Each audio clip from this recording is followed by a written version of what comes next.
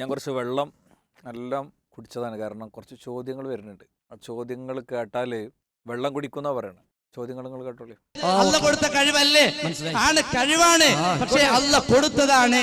കറാമത്തിനെ പറ്റി കഴിവ് എന്ന് പഠിപ്പിച്ചിട്ടേ ഇല്ല. അതെ, അതാണ് അല്ലാഹു അക്ബർ. ഞാൻ ചോദിക്കട്ടെ, നൂഹ് നബി അലൈഹി സ്വലാം പറയുന്നുണ്ട്, റബ്ബി ഇന്നി ദഅഉതു ഖൗമി ലൈലൻ വനഹാറ, ഞാൻ എന്റെ സമൂഹത്തോട് ദുആ ചെയ്തു. അതല്ലേ വാക്ക്? നിങ്ങളോ ഞങ്ങളോ ഒരൊറ്റ പരിഭാഷയിൽ നൂഹ് നബിന്റെ പറഞ്ഞ ആ വാക്കിന് അർത്ഥം കൊടുത്തത് എന്താ? ഞാൻ എന്റെ കൗമിനോട് രാവും പകലും പ്രാർത്ഥിച്ചു എന്നാ. പ്രാർത്ഥന തന്നെ ആരാധന. ഈ അർത്ഥം എവിടുന്ന് കിട്ടി? നിങ്ങൾ അമ്മിക്കുട്ടിന്ന് പേരിട്ടോളി. സുന്നികൾ ചെയ്യുന്ന അർത്ഥത്തിനുള്ള എന്ത് പേരിട്ടു എന്നല്ല വിഷയം. ഈ ആശയം എവിടുന്ന് കിട്ടി? ഖുർആൻ കിട്ടി. എന്റെ സഹോദരന്റെ ക്യാൻസർ രോഗം മാറ്റിയത് മെഡിക്കൽ കോളേജിലെ ഇന്ന ഡോക്ടറാണെന്ന് പറഞ്ഞാൽ അവിടെ ശിർക്ക് വരുന്നില്ല. എന്തുകൊണ്ട് വരുന്നില്ല?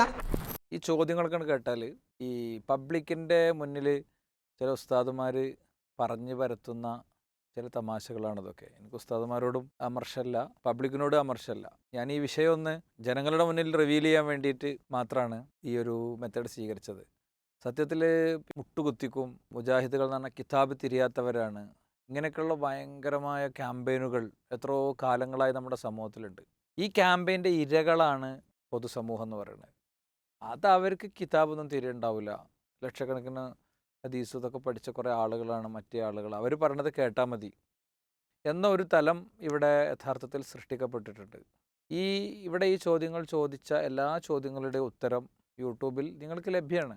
മുഖാമുഖം വിസ്റ്റം എന്നോ അല്ലെങ്കിൽ ഫൈസൽ മൗലവിന്നോ ഒക്കെ നിങ്ങൾ അടിച്ചുകൊടുത്താൽ മതി. എന്നിട്ട് നിങ്ങളതൊക്കെ കണ്ടിട്ട് പറയും. ഇനി മാത്രമല്ല, ഇൻഷാ അല്ലാഹ് ഈ വരുന്ന മെയ് 10 ഞായറാഴ്ച മംഗലാപുരത്ത് വെച്ച് മറ്റൊരു മുഖാമുഖവും കൂടി നടക്കുകയാണ്. ദർഗകൾ അഭയകേന്ദ്രങ്ങളോ എന്നതാണ് വിഷയം. അപ്പോൾ ആ മുഖാമുഖം നിങ്ങളൊന്ന് വീക്ഷിക്കാൻ ശ്രമിക്കുക. നിങ്ങൾക്കും ചോദിക്കാനുള്ള അവസരമുണ്ട്. ചോദ്യങ്ങൾ യൂട്യൂബ് കണ്ടൻറ്റായി വരുന്ന ചോദ്യങ്ങളെ കൂടി സമയമുണ്ടെങ്കിൽ നമ്മൾ പരിഗണിക്കൂ ഇൻഷാ അല്ലാഹ്.